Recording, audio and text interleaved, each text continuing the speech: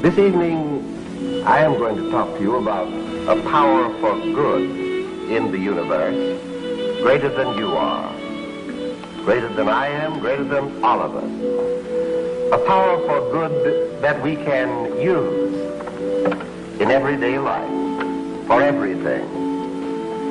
When the greatest teacher who ever lived said, "It is done unto you as you believe," what do you suppose he was talking about?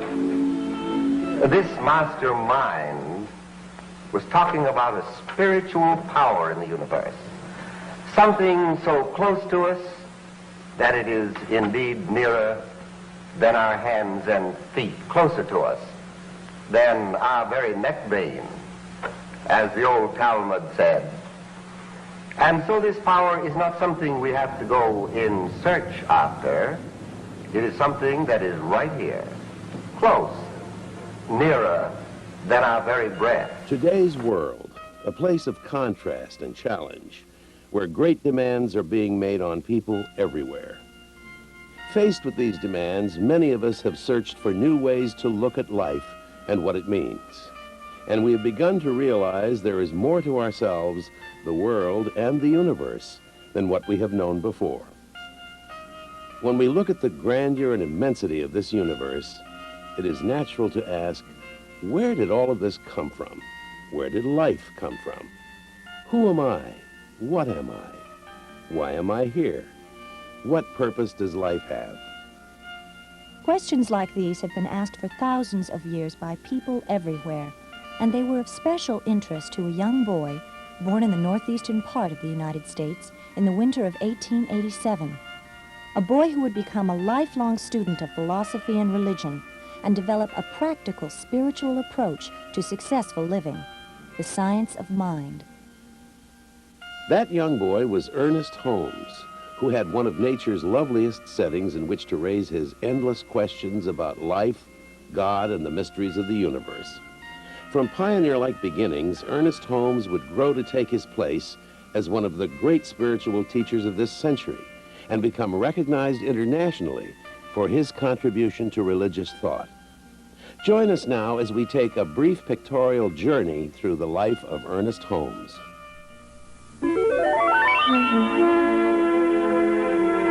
There is a power for good in the universe, and you can use it.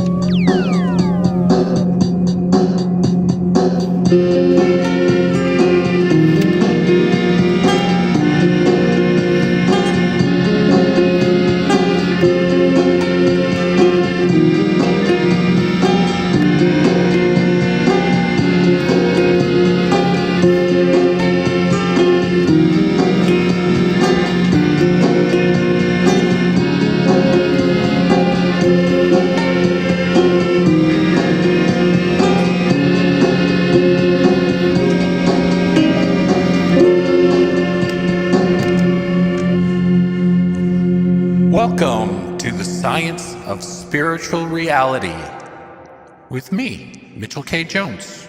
Be not conformed to this world, but be transformed by the renewing of your mind. Romans 12, verse 2. And now say with me the denial. I will not allow my life to be limited by my past experiences. And now the affirmation. There's one life, that life is God, that life is my life now. There's power for good in the universe greater than I am, and I can use it.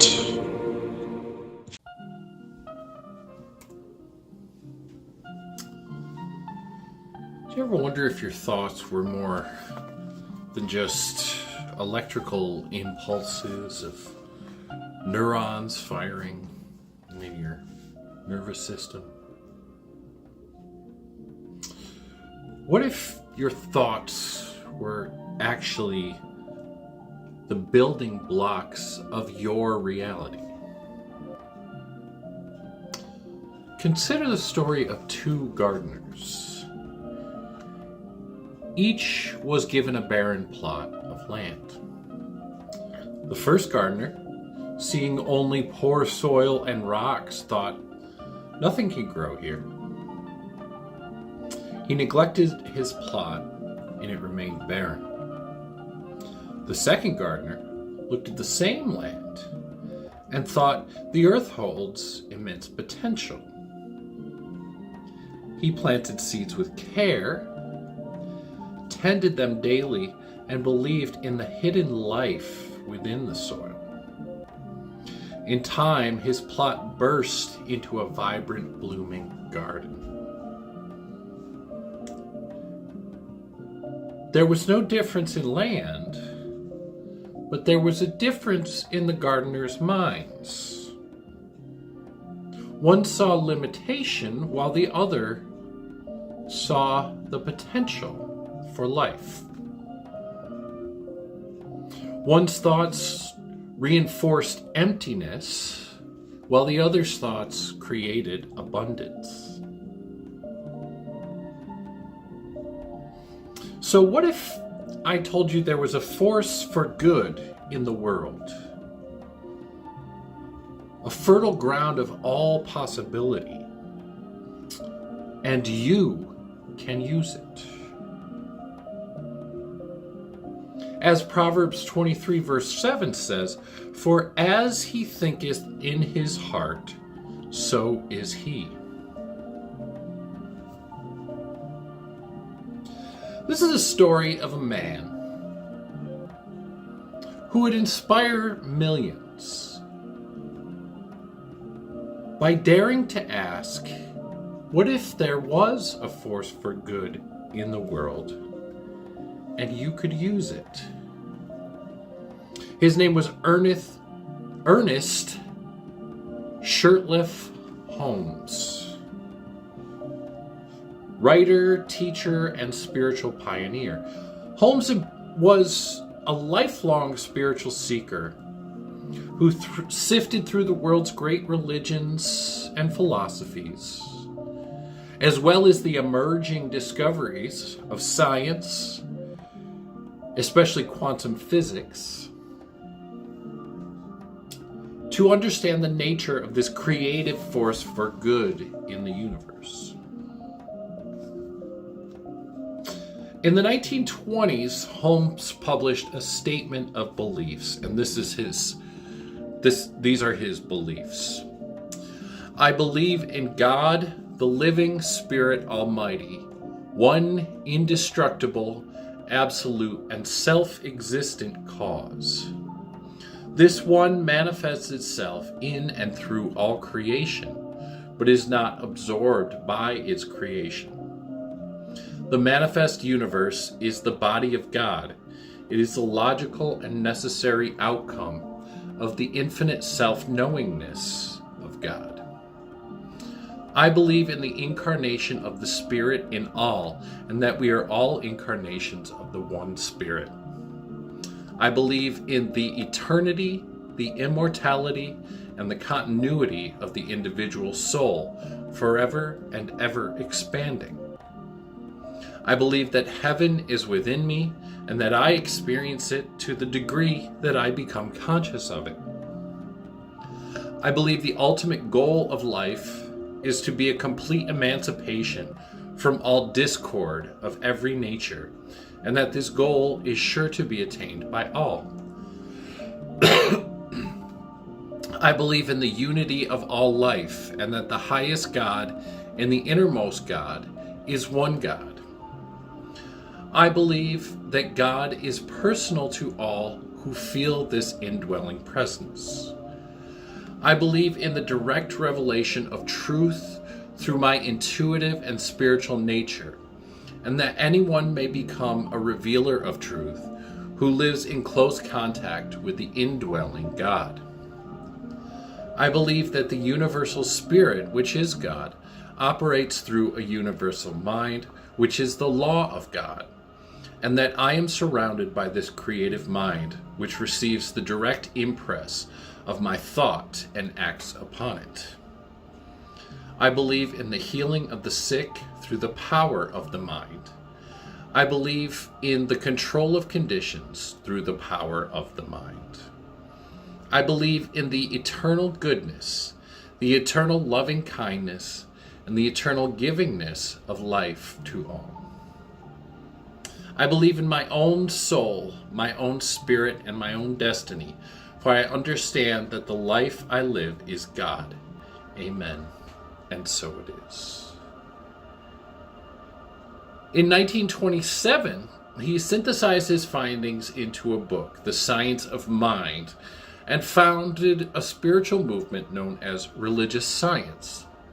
He called his philosophy a science because he believed that its principles were demonstrable facts of life, natural laws. He taught that when we hold a belief with steady conviction, life begins to shape itself around that belief. Good unfolds from the consciousness of good. He often said that the mind is like a garden, and our thoughts are the seeds we plant. A wise gardener doesn't scatter carelessly. He chooses with intention, knowing that every seed brings forth its own kind. Clarity and focus determine what takes roots. He developed these ideas into a scientific philosophy of life that taught that healing, abundance, and peace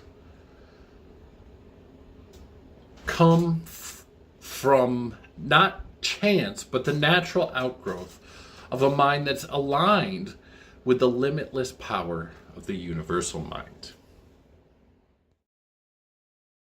Friends, when you and I come to understand the true meaning of this thing called life, we shall lose all sense of fear and insecurity.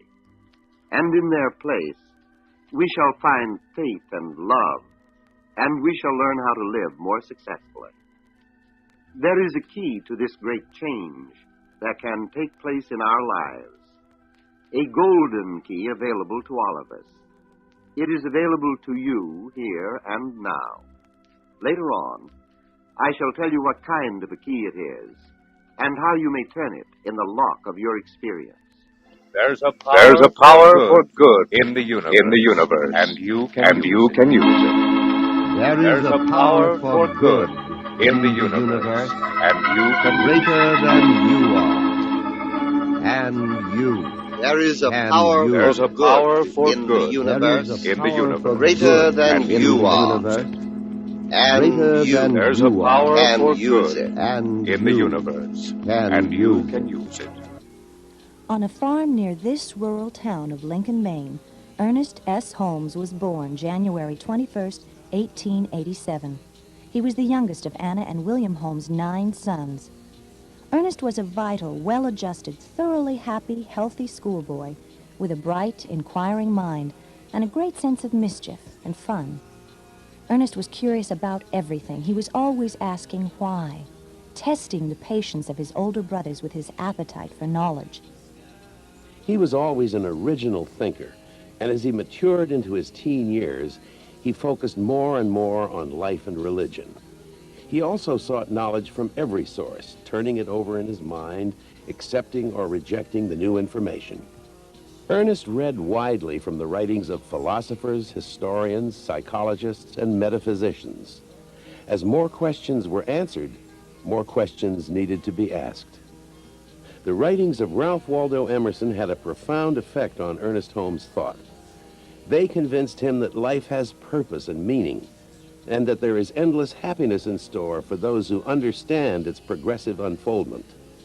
He dedicated his life to a greater understanding of this unfoldment. Ernest also enjoyed being with people and entertaining them. His love of performing led him to Boston in 1911, where he studied elocution at the Leland Powers School. He became a professional entertainer, giving readings of plays and poetry on the professional lecture circuit. A major change occurred in Ernest's life in 1912 when he visited his mother and his brother Fenwick in Venice, California. He loved California and became a lifelong resident of the Los Angeles area. Ernest assisted in Fenwick's church activities and worked for the city of Venice. He began to give informal lectures on metaphysics in people's homes. Many of these people sought his help for metaphysical healing. Ernest's philosophy continued to mature during the next few years. Before moving to California, he had become acquainted with the metaphysical thinking of Phineas Quimby and Mary Baker Eddy. In Venice, he continued his study of world religions and sought out the writings of other metaphysical authors. In 1914, on a visit to a metaphysical library, Ernest found the writings of Thomas Troward, who was to have a major influence on his philosophy. The only other person to have such an impact was the highly regarded teacher of mysticism, Emma Curtis Hopkins. By 1917, so many people were interested in his lectures and healing practice that he opened an office. He also began to give Sunday lectures at a public auditorium in downtown Los Angeles. During this same year, he and Fenwick opened a home in Long Beach for convalescents. Fenwick described this enterprise as an important opportunity to exercise the power of the word in controlling circumstances. Earlier in Venice, Ernest had conducted personal healing and private teaching in what he called a home of health. Over the next few years, Ernest Holmes was an increasingly popular lecturer in California. He also gave short courses on what he called mental and spiritual science. His extensive healing practice continued to grow. Ernest Holmes was a great teacher, clear, concise, original. He was a great presence, too, simple and natural. He never stopped learning, and he never stopped growing. In 1919, he published his first books, Creative Mind and Creative Mind and Success. He continued to write and soon began work on a major book titled The Science of Mind, which was published in 1926. It became the textbook of his new philosophy and was revised and updated in 1938. I know there is a power greater than I am. I know there is a love which casts out all fear. I know there is a faith which can overcome obstruction. I am now entering into this love. I am now using this faith. I now have complete confidence in God, the living, loving Spirit. I believe that the Spirit within me, which is God, makes perfect and happy the way before me. I enter into conscious union with everything that lives. I commune with the Spirit in all people and in all things. I feel an intimate relationship to the presence and the power which controls everything. I put my whole trust in God. I know that the Spirit will gently lead me and wisely counsel me. I know that the love which is around everything flows through me to everyone. And with it, there goes a confidence, a sense of joy and freedom, an enthusiasm for life, a zest for living. For all thy ways are ways of blessedness, and all thy paths are peace. There's a power for good in the universe, and you can use it. So who was Ernest Holmes? What's his biography? Ernest Holmes was a self-taught philosopher who sought to understand the hidden laws behind life. He was born in 1887 on a small farm in Lincoln, Maine. And he left school at 15 to begin what he calls his lifelong laboratory, learning through reading, reflection, and experience. So Emerson was one of his main people that he began reading from those early Holmes years. And Holmes believed that truth was not confined to one religion or revelation, but was woven throughout all of them. In 1912, Holmes moved to California, drawn by the spirit of the West. His talks on metaphysics began attracting and growing crowds in California.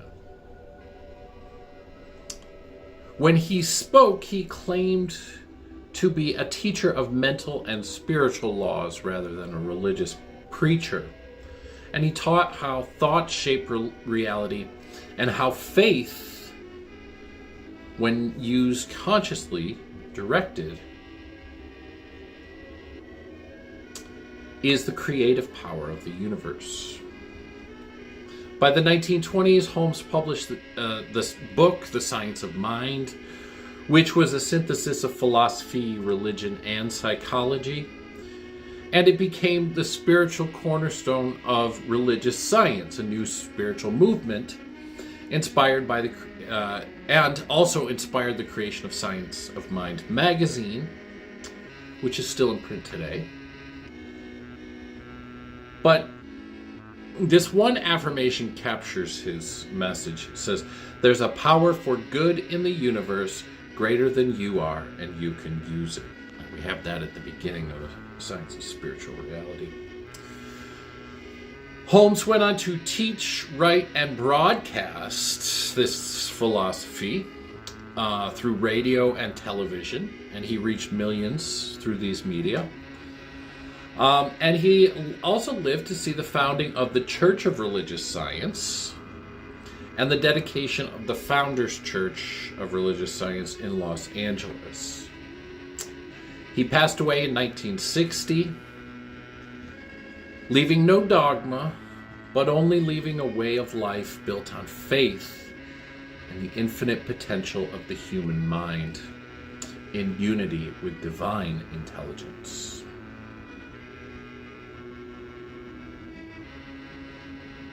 By 1949, Holmes took his teaching beyond the lecture hall and into living rooms with his weekly half-hour program, This Thing Called Life, produced in Hollywood studios beginning in October 1949.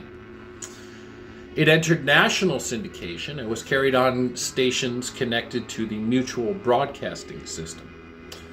Holmes opened each broadcast with the line, again, that became his signature. "There's a power for good in the universe greater than you are, and you can use it." The program, Holmes saw the program as an extension of his pulpit, a way to bring the logic and warmth of the Science of Mind to listeners everywhere. There are still recordings in Science of Mind archives, which you will hear. Then, when television matured as a mass medium, Holmes stepped into the limelight, into the front of the camera. And in 1956, he produced a half-hour television version of This Thing Called Life, the radio program. But now the TV version, which aired in the Los Angeles area. It was recorded in the early kinescope format, and there is one remastered copy remaining of the one episode. The TV series was short-lived, but it was notable because it translated Holmes's sort of measured classroomy tone into a visual form, so you could see him speaking, giving audiences the view of the teacher himself explaining metaphysical teachings on screen. For many viewers, this television run confirmed what his radio and in-person lectures already suggested, that Holmes's message was adaptable to whatever medium could carry it. The philosophy of Emerson exposes us to the intermingled voices of 19th century transcendentalist philosopher Ralph Waldo Emerson and 20th century mystic Ernest Holmes. These two iconic figures gave voice to a single vision. Our minds are endowed by God with creative properties, and what we think determines, literally, what we experience. This philosophy, sometimes called New Thought, runs through America's vast self-help literature and is found in the hearts of much of the public, who believe, rightly, that the individual can surpass what is said to be factually achievable. The philosophy of Emerson does more than highlight the ideas of two great seekers. It shows how all ideas emanate from one source. In the past, I have referred to the metaphysics of positivity as applied transcendentalism, and this book reminds me why. Emerson and Ernest Holmes worked more than a generation apart, but came from the same New England climate of spiritual radicalism and experimentation. Entering early childhood, both thinkers grew convinced that ideas about God and higher laws, if they are authentic, must be instructional and practical. Spiritual insight is self-help, or it is no insight at all. While still in his early 20s, Ernest, an aspiring writer and philosopher, found in Emerson a thinker who catalyzed his own ideas about the creative properties of the mind. But there must be a way through which these ideas come, and there must be an intimate and a personal relationship between the universe and each one of us. Emerson said that every man is an inlet to the mind of God, and because he is an inlet, he can, if he wills to, become an outlet to it. As a great man of science once said, we think the thoughts of God after him. Suppose we take the attitude that God is right where we are, that the mind of God that contains all ideas isn't some far-away dream, but is a present reality. If we are surrounded by a mind that knows everything and a power that can do anything, how are you and I going to make our thought a channel through which this mind may flow out in the things we are doing? We should start.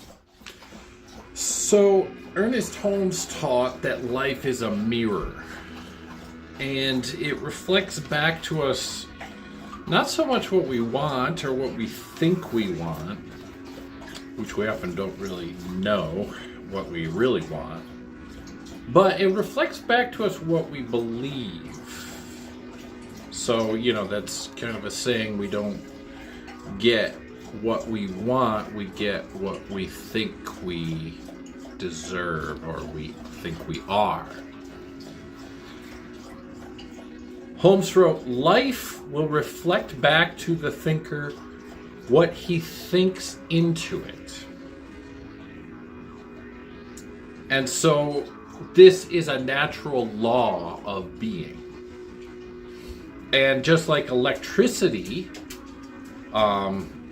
was around long before humanity understood how to use it, Holmes says that spiritual laws are also eternally active, whether we know it or not, awaiting our recognition and alignment with them.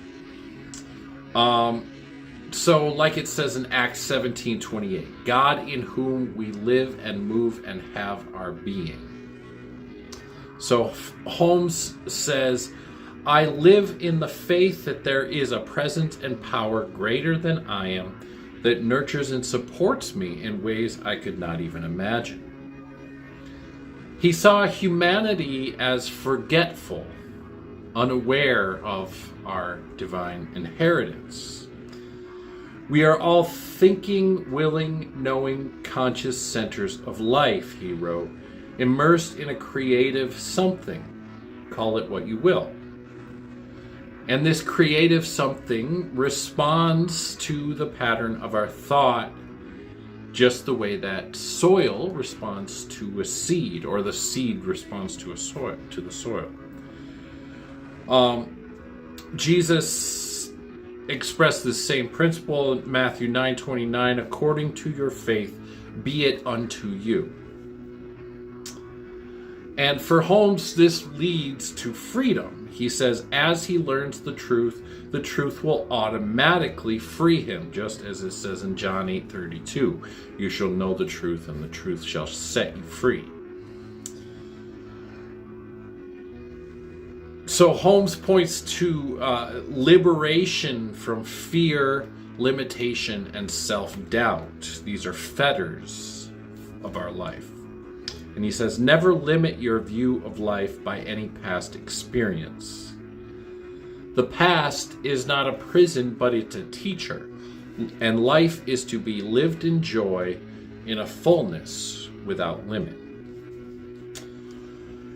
Holmes often called imagination fire from heaven. True imagination, he said, is participation in the divine act of creation.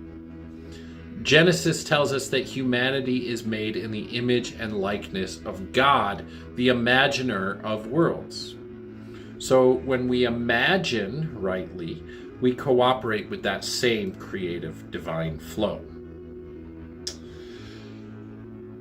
He asked a simple and powerful question that should guide us to the right action. He says, does this thing I wish to do express more life, more happiness, more peace to myself, and at the same time harm no one? If it does, it is right. This also echoes Paul's teaching in 1 Corinthians 10:23 that all things are lawful, but not all things are beneficial. For Holmes, true spiritual power was cooperation with love, not domination. The healing power of life is the power of good in the universe. We should start by accepting that the same mind that creates everything is creating through us, and that we may use it. This would have to be a fundamental conviction with us, and we should have to have a positive faith in it. We should have to develop an imagination that thinks of the universe as being alive and awake and aware. We should have to accept this in the intellect and feel it in the heart. The imagination plays an important role if we wish to live creatively. And we should couple imagination with faith. We should believe that the answer to all our problems already exists in the divine mind, and we should act as though this were true. To feeling, we should add faith, and to faith, we should add works. We do not wish to become merely false dreamers, idle dreamers. We want to make our dreams come true. We all wish a more abundant life. So let's see how this would work out in actual practice. Suppose someone were to say to you, I don't feel that I am getting much out of life. I find myself more or less alone and friendless. I don't think I'm much of a success. And I find that much of the time I am depressed and unhappy. Now, if you wish to help him, you would begin by explaining that he isn't unhappy because of the laws of nature. He already accepts that they will work for him or for anyone. He already has a faith in the invisible powers which hold everything in place. Next, he should come to realize that nature never lacks anything. This thing called life is already filled with limitless possibilities. He is surrounded by a creative mind which flows into everything and into him. He already believes this about other laws of nature, such as the law of gravity. Now he has to add another idea to his conviction, which is as simple as this. His mind is connected with the mind of God. He belongs to the universe in which he lives. It wishes only what is good for him. It wills only that which is good for him. Moreover, it knows only that which is good for him. And just as he has learned how to use physical laws, so he can learn how to use mental laws and spiritual laws. The physical laws are already here, and the mental and the spiritual laws are already here also. You will have no trouble in convincing him of this, because you have used an illustration that is definite, easy to understand. You are using an illustration which his will and his imagination and his feeling all can agree with. You're going to show him that he is surrounded by a divine intelligence, which, if he lets it, will flow through him. 9 times out of 10, he will accept this. But he may add, in spite of all this, I do feel myself to be without inspiration. I do feel alone in the world. I am discouraged. I don't know just how to live successfully. Now, you must arouse his imagination to a point where he will be willing to experiment with himself. So you're going to say to him, just imagine yourself to be exactly what you would like to be. Try to have the same kind of faith in the guidance of divine intelligence that you have in the laws of electricity. Say to him, look about, and you will see how intelligence governs everything. You can see that there is an infinite mind holding everything together, or nothing would be here. And you must make him feel that this mind is his mind now. He has a partnership with it. He must establish the same faith in the reality of this and this infinite mind that he has in the reality of other things in life. You are arousing his imagination so that he will feel this and know it. And now you must arouse his will so that he will act upon it. Instead of thinking of himself as poor and weak and unhappy and forlorn, he is going to imagine himself to be successful and happy, strong, radiant, and alive. You must arouse his imagination to the acceptance of a power greater than he is, just as all forces in nature are greater than he is. There are mental and spiritual powers, and he is going to use them just as he would use other powers in nature. You will have to convince him that belief and faith act like a law. They are laws, and they follow rules of their own, just as definite as other laws. You're going to show him how to use his imagination and feeling to play a new role in life. He is going to set up an ideal for himself and mentally identify himself with it. And when thoughts come to him that deny this, you are going to show him that if one kind of thought produces a certain effect, the opposite thought will produce an opposite effect.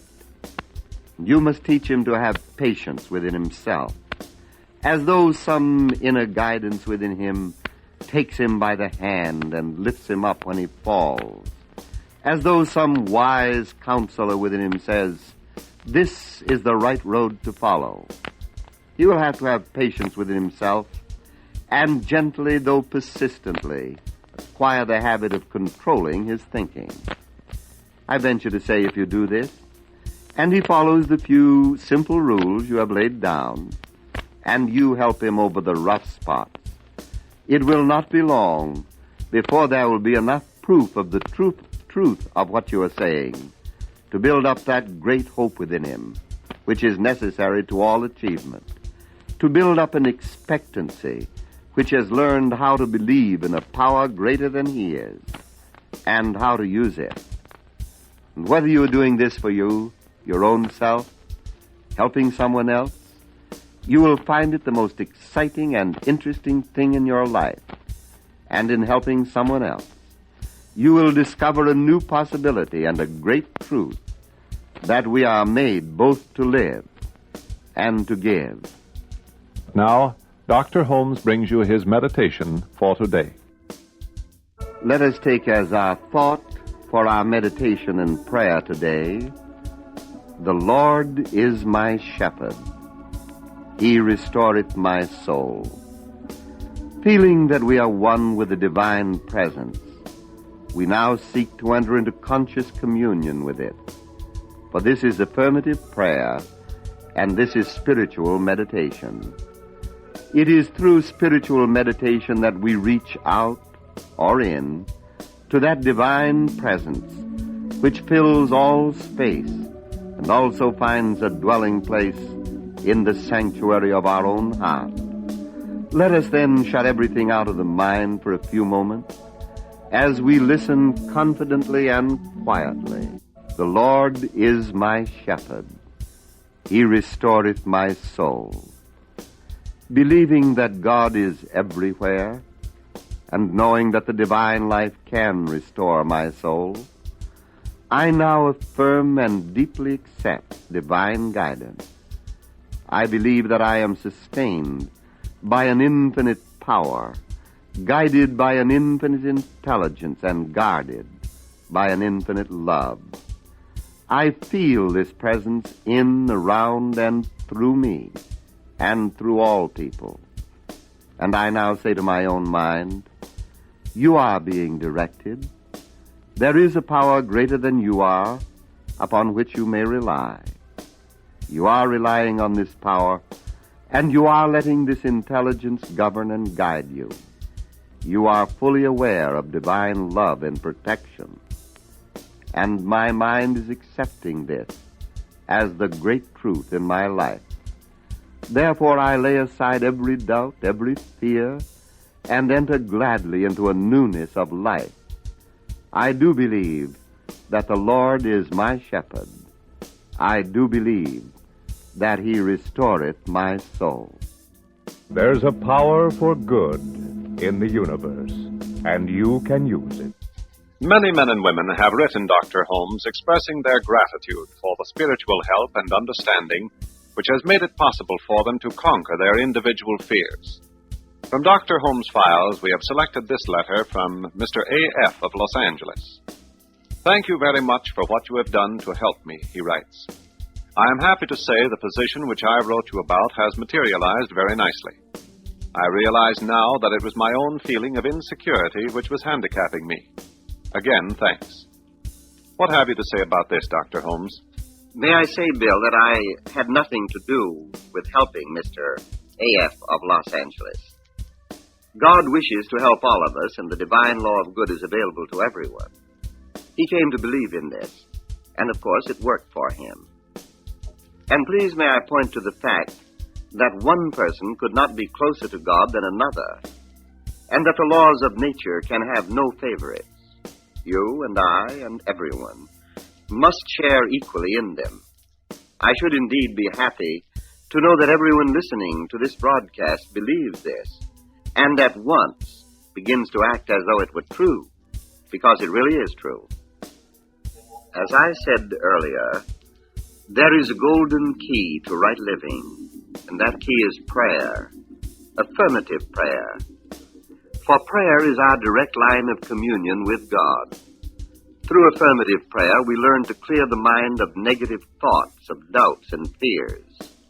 And this we must do if we are to become aware of the presence of God within and around us. Let us then take as our prayer for today's meditation this thought: perfect love casts out fear. And let us join in affirming God's presence here and now.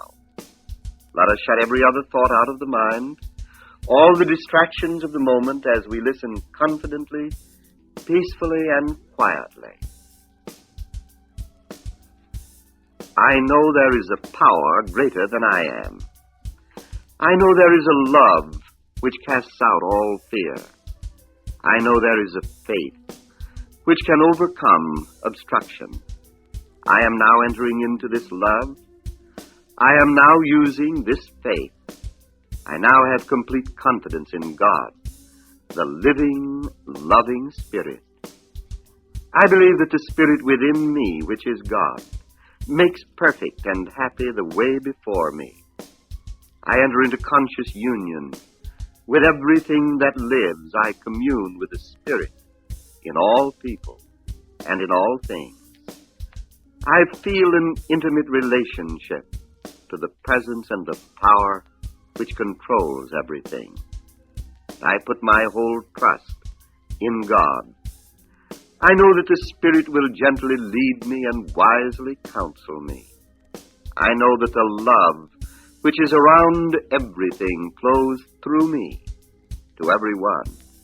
And with it, there goes a confidence, a sense of joy and freedom, an enthusiasm for life, a zest for living. For all thy ways are ways of blessedness, and all thy paths are peace. There's a power for good in the universe, and you can use it. There's a power for good in the universe, and you can use it. Every Sunday, we invite you to join us in listening to a series of inspirational programs featuring Dr. Ernest Holmes, noted author and spiritual leader in This Thing Called Life. Now it is my pleasure to present Dr. Ernest Holmes. Thank you, Bill. Friends, today I am going to discuss the relationship between the mind and the body and the fundamental reason for those emotional disturbances that affect our physical well-being. Fortunately for us, we now have considerable knowledge of the subject. We know more about this thing called life than we used to. And in our discussion today, we're going to see if we cannot draw some conclusions that will help us to come into a better understanding of the creative energy which is within everyone. In the field of psychiatry and in the medical profession, things that a few years ago would have been thought ridiculous are now being accepted by most of us. We all wish to be well in order that we may be happy. But a prominent physician adds, we shall have to become happy if we wish to be well. There is a definite relationship between health and happiness. And since happiness is a state of mind, there is a definite relationship between our mental states and our physical well-being. This relationship is called psychosomatics, and we must know its basic principle if we wish to help those whose business it is to help us to keep well physically. The word psychosomatics is taken from the Greek words psyche, meaning mind, and soma, meaning body. Therefore, psychosomatic medicine means establishing a right relationship between our thinking and our bodies. It is now accepted that many physical diseases are a direct or an indirect result of habitual thought patterns. This does not mean that one having a stomach ulcer was expecting to have it, but it might mean that a deep-seated sense of insecurity could actually produce such a condition. Of course, disease itself is not an illusion, but no doubt a much larger part of it than we have realized is a result of our thinking. And no one can straighten out our thinking for us but ourselves. A physician can tell us how we ought to think, but he cannot think for us. This thing called life is something that we have such an intimate relationship to that no outside person can interfere with it. What we want to discover are the few fundamental emotional states that have a wrong effect on our bodies. And we shall find that they really are very few in number, although their effects are multiple. Our thinking will always have a direct relationship to our reactions to life, to what we are doing, and to everything around us. It is interesting, isn't it, that we cannot escape living. We cannot escape this thing called life. And this thing called life really means God, the spirit within and around us. For instance, Carl Jung, who is one of the world's greatest psychiatrists, has said that faith and a belief in the reality of our own soul are the best possible mental hygiene. So Holmes's philosophy is a practice of self-awareness. And I want to give you some methods that Holmes has developed that are simple and repeatable, and that can awaken the divine creative power within you and within your ordinary rhythm of daily life. The first is what Holmes calls scientific prayer. In Unity, it's called affirmative prayer. But unlike petitionary prayer that pleads, that asks for help from outside, affirmative or scientific prayer aligns consciousness with divine presence within. So some ways to do this are to begin by turning towards God as the infinite good, and then affirm your unity. And an affirmation you can use is, there is one life, that life is God, that life is my life now. Then declare your intention clearly and affirm its rightness. Then release the word in faith, trusting that the law of mind will bring it into expression. As Holmes said, the more power one gives to his thought, the more completely he believes that his thought has power, the more power will it have. Another practice is daily meditation. Holmes encouraged quiet communion with the divine presence. I know there is a power for good responding to me. My heart beats with the pulsation of the universe. You can affirm. Sit in silence, breathe deeply, and rest in the awareness that divine intelligence is guiding every moment. As the psalmist said in Psalm 46, be still and know that I am God. Another technique is affirmative visualization. Prepare your mind, Holmes wrote, to receive the best that life has to offer. So before a new endeavor, pause and imagine the highest outcome with feeling, and really feel that feeling of triumph, of victory. True imagination is a creative act of faith. It's not just wishing, but it's really believing and acting as if, and then also really feeling that feeling of joy and of triumph. And then live love as the law of life. Holmes believed that love was the essence and power of all creation. Love converts weakness into strength, fear into faith, he wrote. When we allow love to guide perception, our challenges become occasions for grace. As Paul wrote, love never fails in 1 Corinthians 13. Holmes again summarized his message with the statement, there is a power for good in the universe greater than you are, and you can use it. So to live this truth means also to realize what Jesus meant when he said the kingdom of God is within you, in Luke 17:21. Holmes's science of mind is about transforming the world. It's not spiritual bypass. It's not escaping it through solipsism, through the matrix world, but seeing through appearances and into the boundless potential that God is offering forever and ever to create through us, infinitely in abundance, without measure. Each day, Holmes' urge is a new experiment in consciousness. He says, let us waste no further time looking for the secret of success or the key to happiness. Already the door is open, and whoever will may enter. Ernest Holmes believed that the ultimate purpose of spiritual understanding was transformation of thought, feeling, and life itself.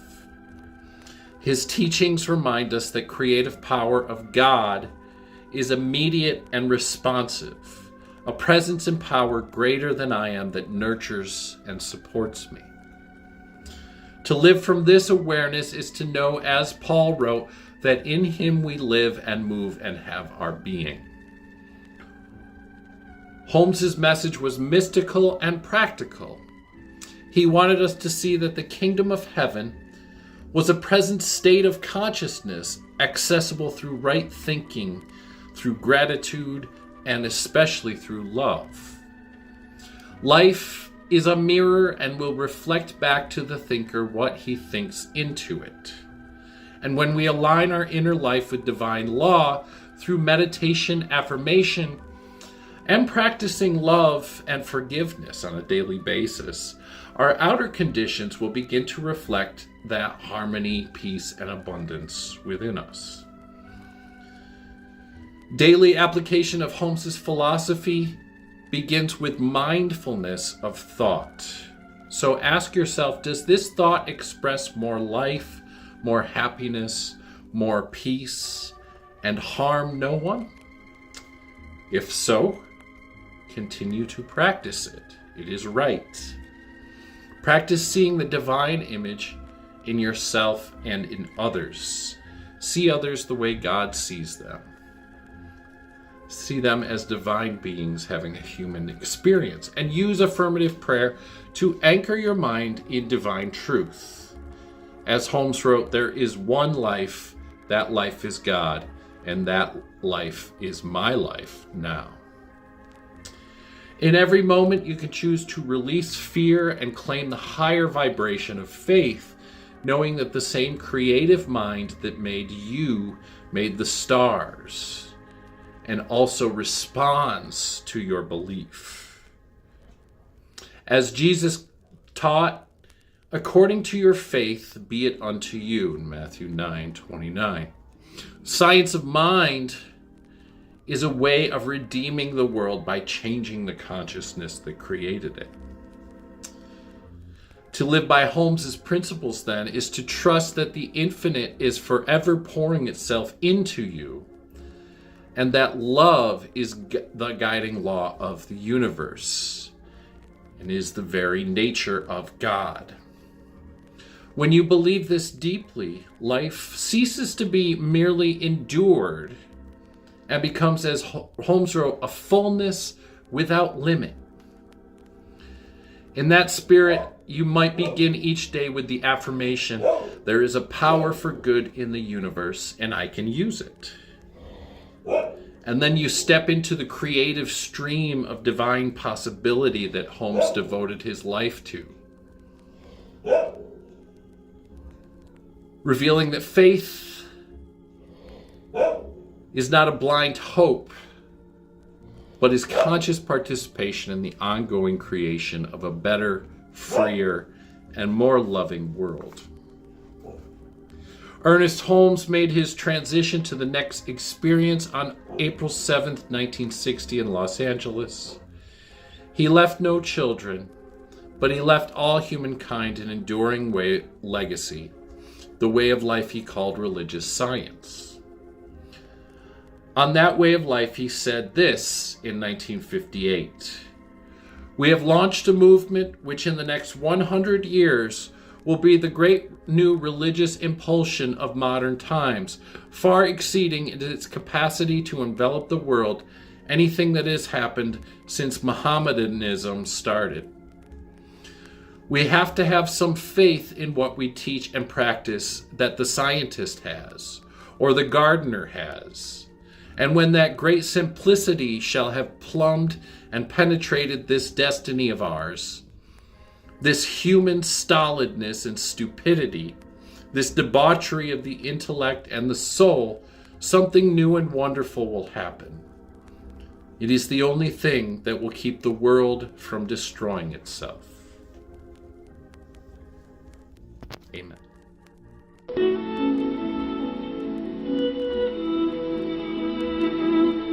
Now it is my pleasure to present Dr. Ernest Holmes. Thank you, Bill. Friends, when you and I come to understand the true meaning of this thing called life, we shall lose all sense of fear and insecurity. And in their place, we shall find faith and love, and we shall learn how to live more successfully.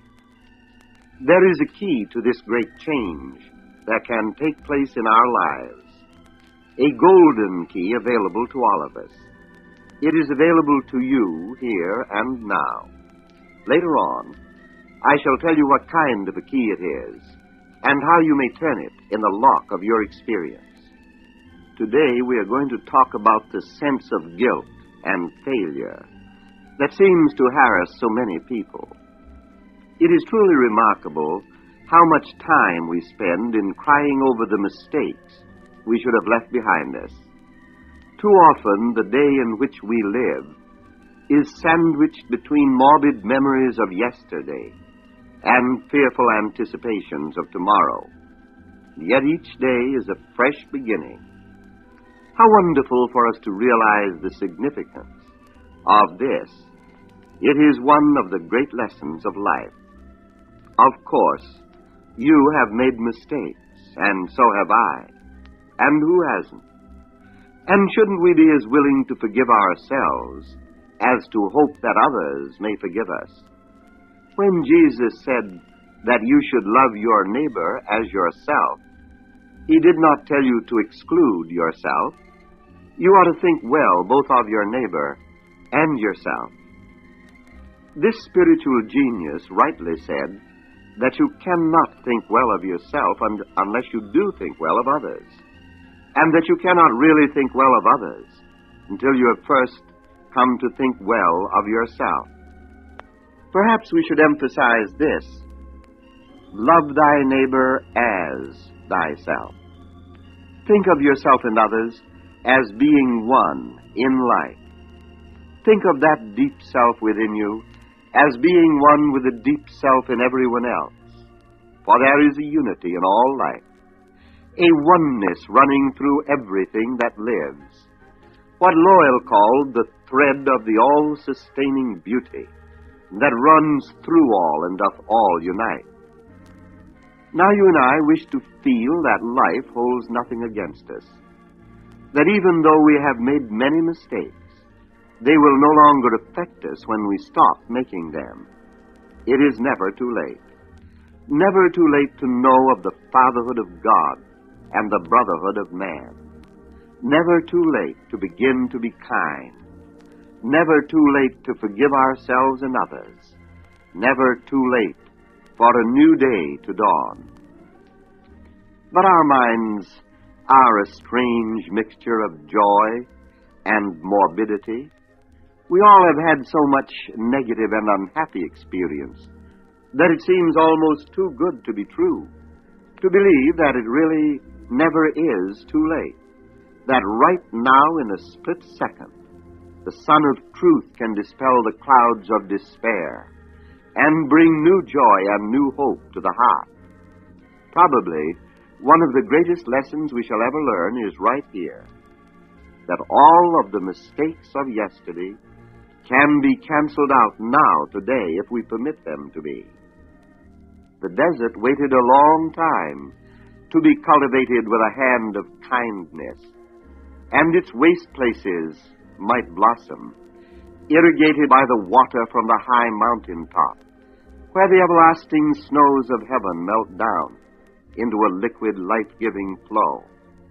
Yes, the desert waited, but the mountain tops were always there, sublime in their majesty, and the sun was always shining, ever giving of its warmth and color, and the natural law of gravity was always causing the water to flow down to the desert.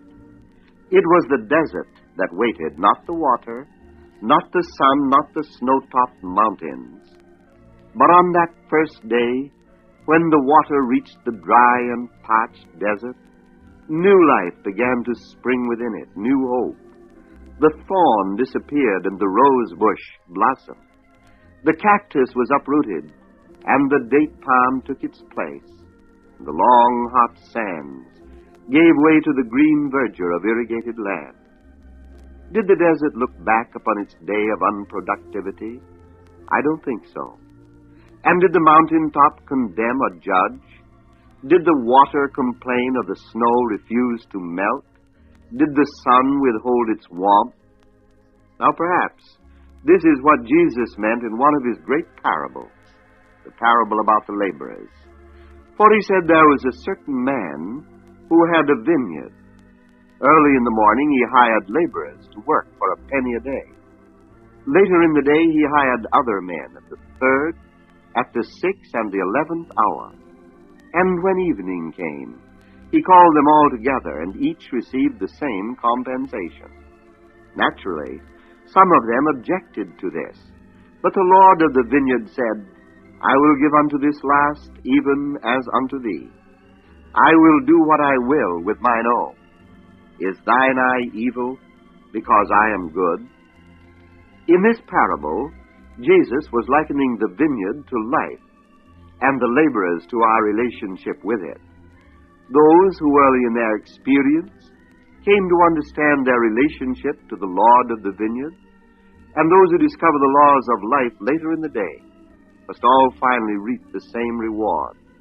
In other words, God gives as fast as we receive. God and the spiritual kingdom are timeless. There is no late and no early to this thing called life.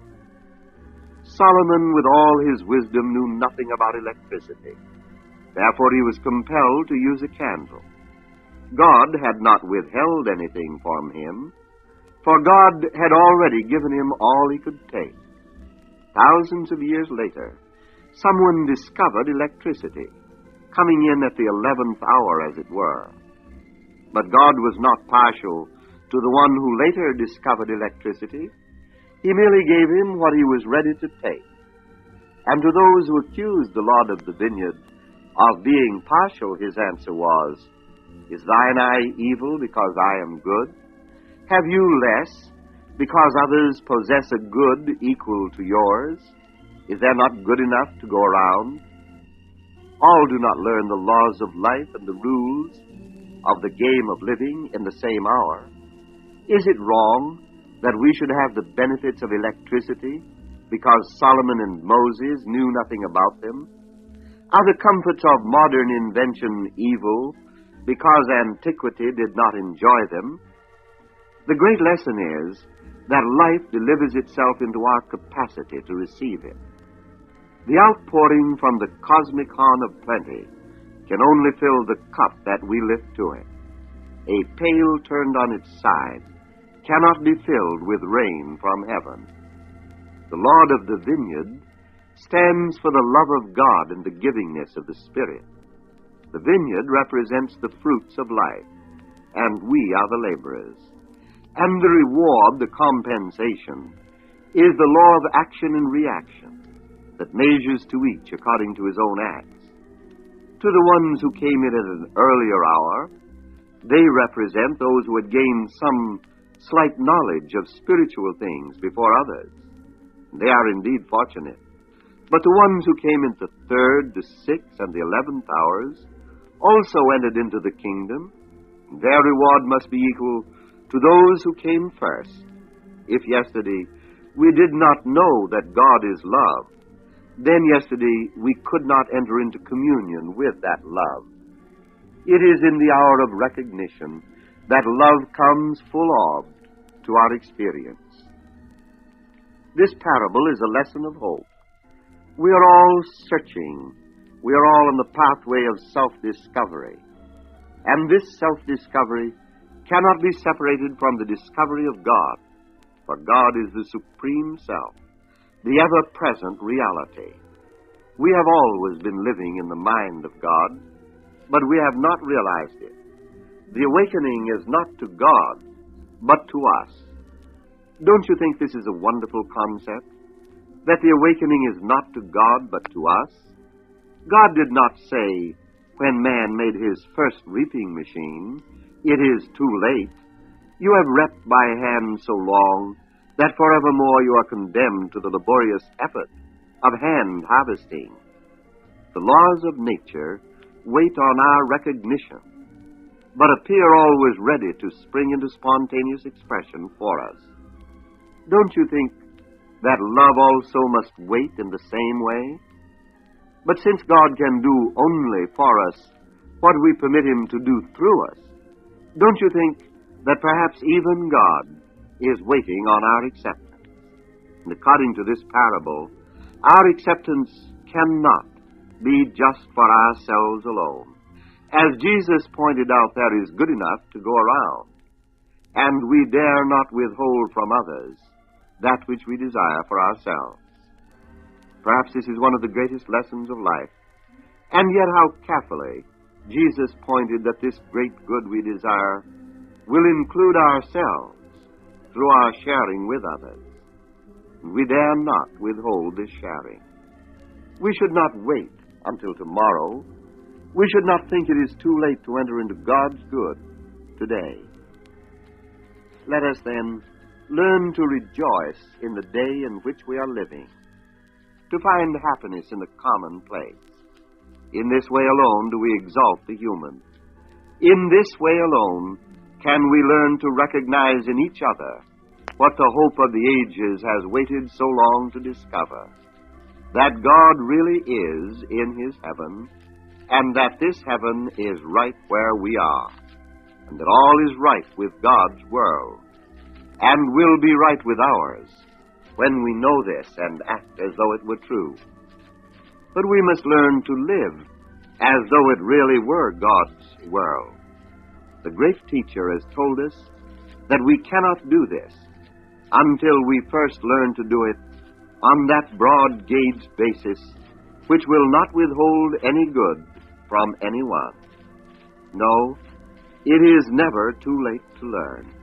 It is never too late to enter into that divine inheritance which rightfully belongs to us. Many grateful men and women have written to Dr. Holmes telling him how life has unfolded for them once they learn to conquer their fears. From Dr. Holmes' files, we have selected this letter from Mrs. M.B. of Oxnard, California. She says, "It is with gratitude and joy that I write to tell you that my husband has found work. He has been with the company 3 weeks and has received his first check, and he has many good prospects for more sales. I feel and know that everything is going to work out for our good."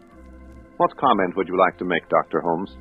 The key to this letter from Mrs. M.B. of Oxnard is in the lines where she says, "It is with gratitude and joy that I write," and again where she writes, "I feel and know that everything is going to work out for our good." It is because she feels and knows, because she recognizes with gratitude, that her prayer of affirmation has reached a point of acceptance in her own mind. And it is in a certain sense in our own minds that our affirmative prayers are answered.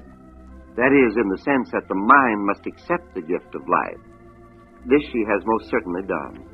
Mrs. M.G. of Southgate, California writes, "More poised and positive thinking is now taking the place of the negative state of mind I had been using for years. I realize more and more every day that I am the doorkeeper of my mind, that it is I who let certain thoughts in and shut others out. May I say thank you again and again."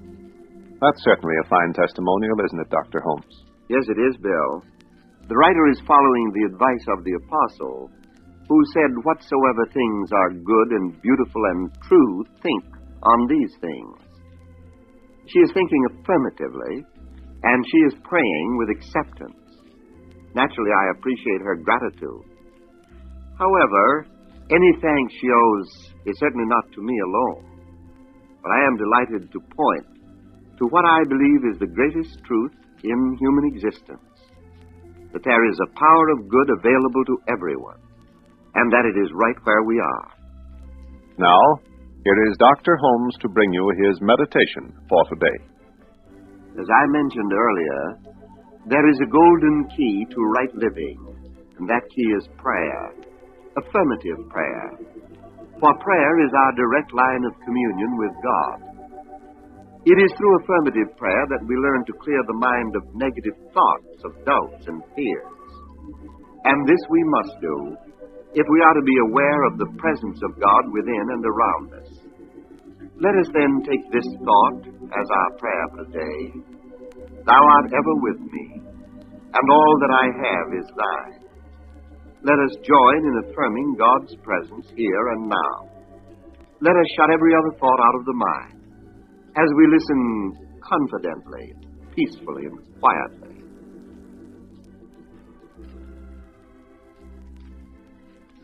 Realizing that you are in an ever-present good, and believing that the law of good can bring everything that is desirable into your experience, begin to think and act just as though every wrong condition of yesterday were being converted into something new and better. Consciously try to feel that there is nothing in the universe which holds anything against you, and that there is nothing in you that has any resentment against any person, any condition, or anything. Learn to pray affirmatively, and to believe in your own prayer. Say then quietly to yourself, "I believe that all the mistakes I have ever made are swallowed up in the love, a peace and a life that is greater than I am. I surrender all my past mistakes into the keeping of this ever-present divine and perfect love. I feel that love is guiding me into kindness and into cooperation with life, into a real, deep, and sincere affection for everyone. I turn my thought to the belief that today is a fresh beginning, a new start, a joyous adventure on the pathway of an eternal progress. I am trusting love to guide me.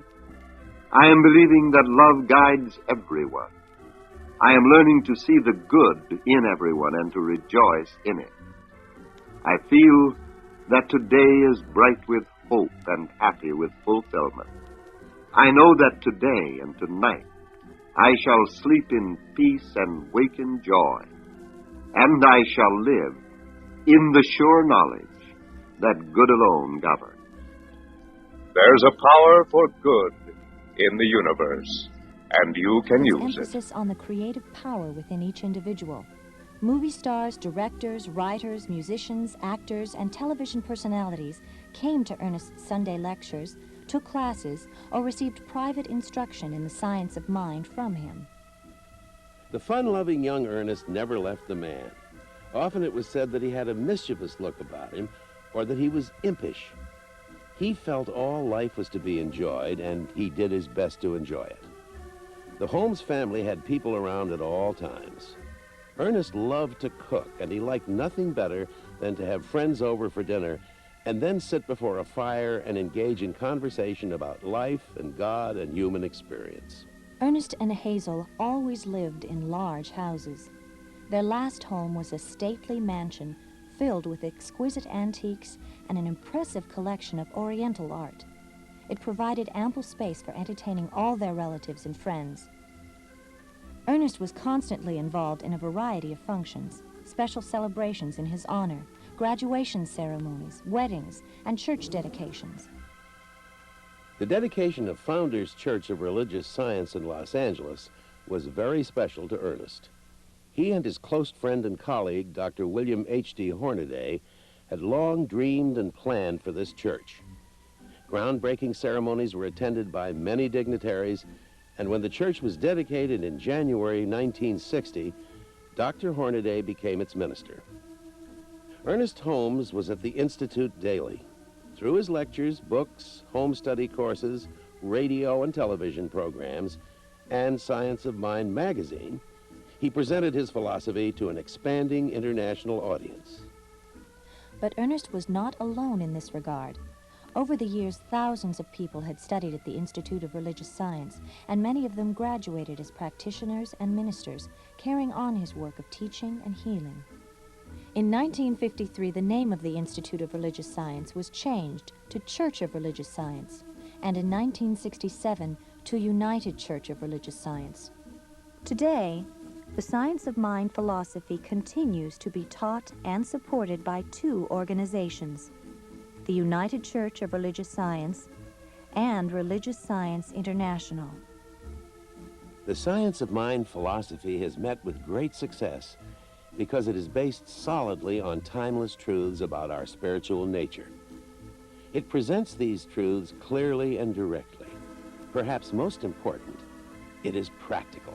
It helps people. Every year, hundreds of thousands worldwide experience positive changes in their lives through studying and applying Science of Mind teachings. What was Ernest Holmes like in person? The best example is to be found in a live television program recorded in the mid-1950s in which Ernest was teaching the basics of his philosophy. We are going to come to a place where we believe in the power greater than we are, believe in ourselves because we know it, and believe even right down to the method we're using, that our own thought, our own meditation or prayer, whatever you choose to call it, will convince everything within us that seems to doubt. Perhaps out of all the doubt and the yearning and the longing, you and I will come to know there is a power greater than you are, than I am, and we can use it. Ernest Holmes made his transition on April 7th, 1960. He left an enduring legacy, a way of life he called the science of mind. He sought to help people be happy, have peace, enjoy abundance, and above all, know their relationship to the ultimate spiritual presence and power of the universe. Today, his work continues through every person whose life has been touched by the science of mind. Because of Ernest Holmes, countless millions have discovered, and countless millions more will discover, a rewarding awareness of their infinite spiritual potential.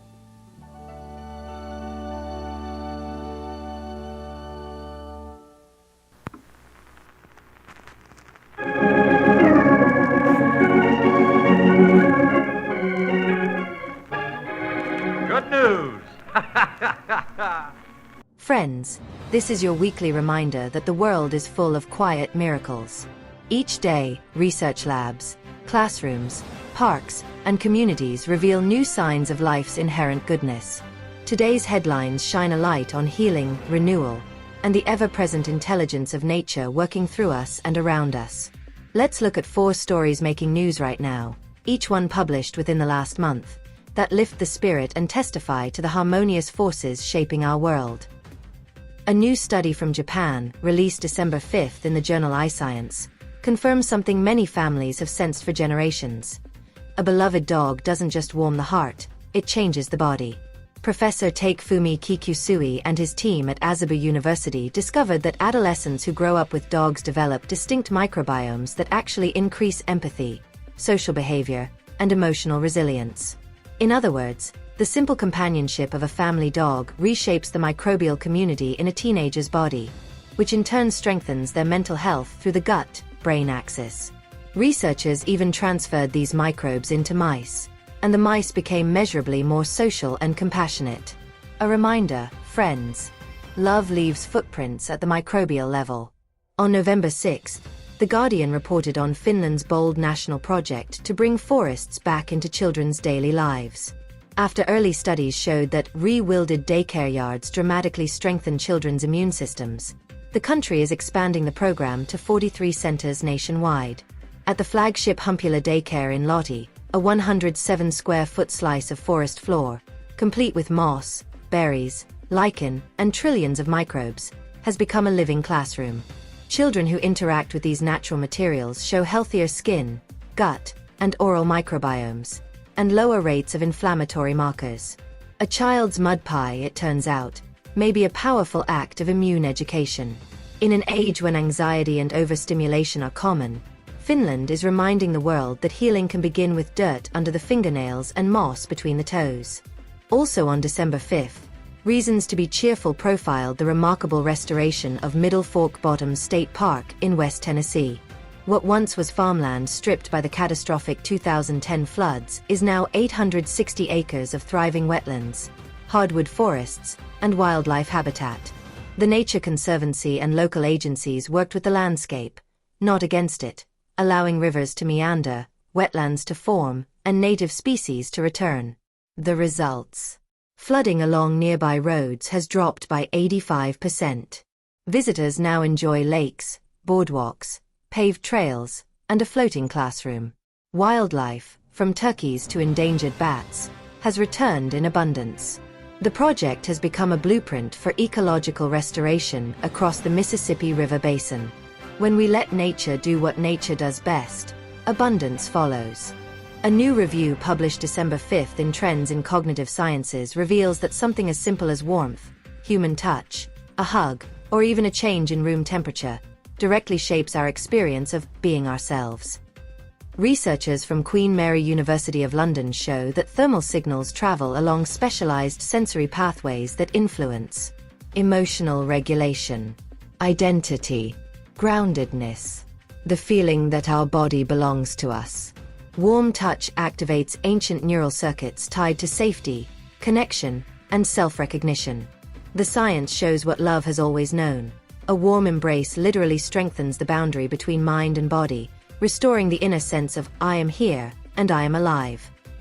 In a world of cold headlines, this research reminds us that warmth remains one of humanity's oldest medicines.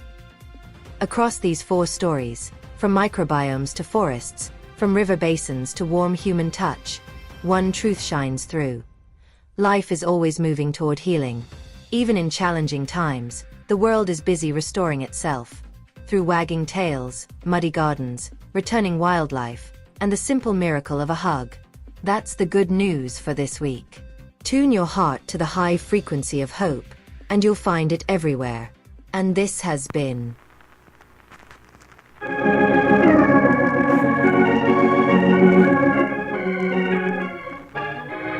Good news! Good News is brought to you by Uncle Ernie's Happiness Ads. This is another Uncle Ernie happiness ad. And one of the happy things that God made for us is milk to drink. And Doug and I were having some milk, and this little boy came up, and Scott, and wanted to get in on the party too. So we got a glass for him. I'm going to pour him some milk. And there he is. Oh, he likes that. That's good. Look at those eyes gleam. Thank you, Uncle Ern. Thank you, Uncle Ern. Isn't that cute? Here, Doug, have some more. Your glass is empty. Oh, poor little fellow. Isn't that too bad? Oh, he feels so embarrassed. But don't worry, don't cry over spilled milk. Just go to the store and get some more.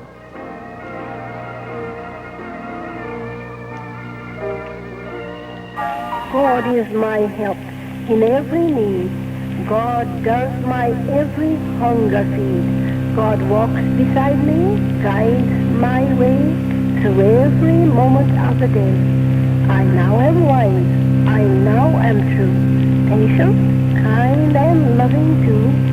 All things I am, can do, and be through Christ the truth that is in me. God is my health. I can't be sick. God is my strength unfailing quick. God is my all. I know no fear, since God and love and truth are here. Amen.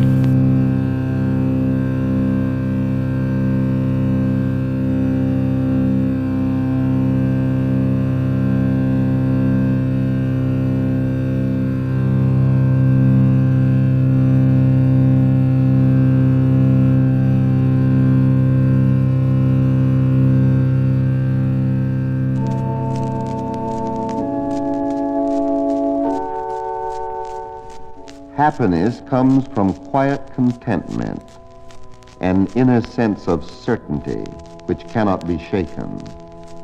The mind must reach a place where it no longer remembers the past with anxiety or looks into the future with uncertainty. If you believe in divine goodness, the loving kindness and givingness of God, if you believe in your own soul, then no matter what confronts you, you can be happy. The genius of Jesus lay in his knowledge of spiritual laws. He dared to believe in the invisible source of his being and to trust it. He was not frightened by the storm nor by the fears of others. He could say peace to both. Peace must exist at the center of everything, or the universe itself would be a chaos. You already believe this. Now you are going to act upon it. You are not only going to believe in it, you are going to act as though it were true, because it is true. There is peace at the center of your being, a peace that can be felt throughout the day and in the cool of the evening, when you have turned from your labor, and the first star shines in the soft light of the sky. It broods over the earth quietly, tenderly, as a mother watches over her child. say to yourself, in this peace that holds me so gently, I find strength and protection. It is the peace of God in which I feel the love of a holy presence. I am so conscious of this love, this protection, that all sense of fear slips away from me as mist fades in the morning light. I see good in everything, God personified in all people, light manifest in every event. The Spirit unites everything with itself, vitalizing all with the energy of its own being, creating everything through its own divine imagination, surrounding everything with peace and quiet and calm. I am one with this deep, abiding peace. There is nothing to be afraid of. There is nothing to be uncertain about. God is right where I am. I am at peace with myself. I am at peace with everyone around me. I am at peace with the world in which I live. I am at home with the divine Spirit in which I am forever immersed.